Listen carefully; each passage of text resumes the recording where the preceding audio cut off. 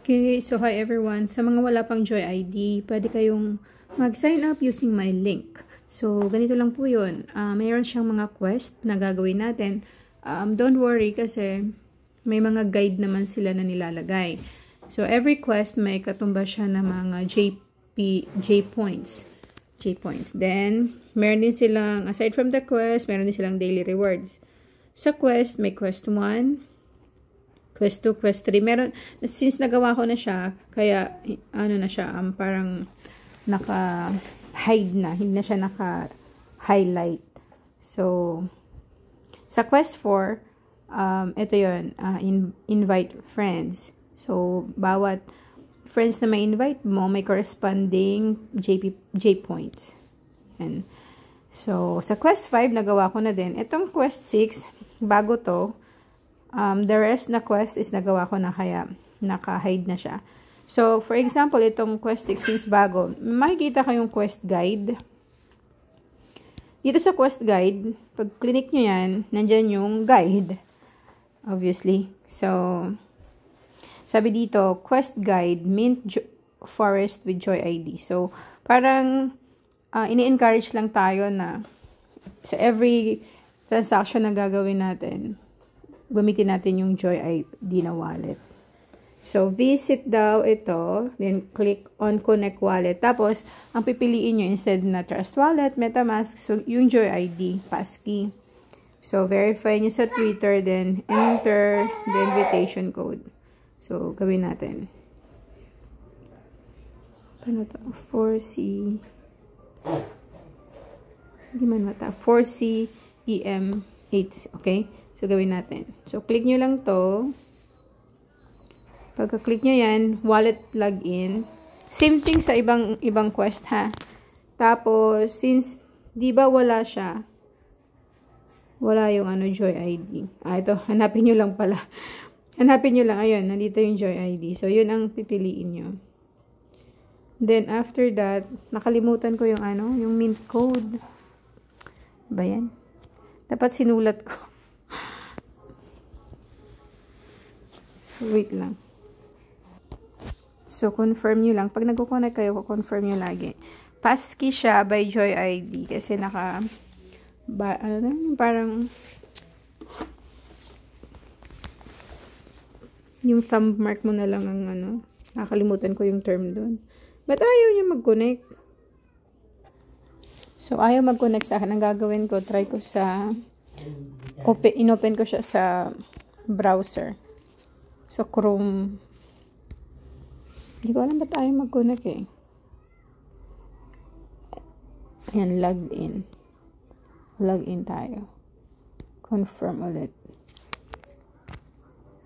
Login. Ayan. Okay, verify Twitter. Connect natin. Yan, lagin yung authorized app. And then, i-bind. Pag bind nyo yan, ilagay nyo daw yung code. Ayan, join now. There you go. Ano kaya to? Siguro. Mint activities. So, anong gagawin dito? Kung hindi nyo alam kung anong gagawin dito, pwede kayo dito sa fact. Welcome to Mint Forest. Mint your tree redeem mint. So, kailangan mag-mint. Mint for free. Oh. So, pumunta ko sa fact, tapos clinic ko yung mint. Ayan o, mint. Mint for free. Optimism pala siya.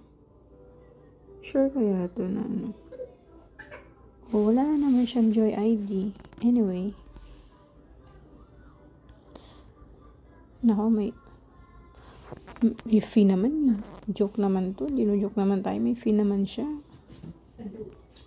Anyway, so, yun lang naman pinagawa sa atin, diba? Nagawa naman natin yun. So, punta ulit tayo. Nawala na naman ako. Punta tayo sa Joy ID again. Yan, Joy ID. So, punta tayo sa task, sa quest.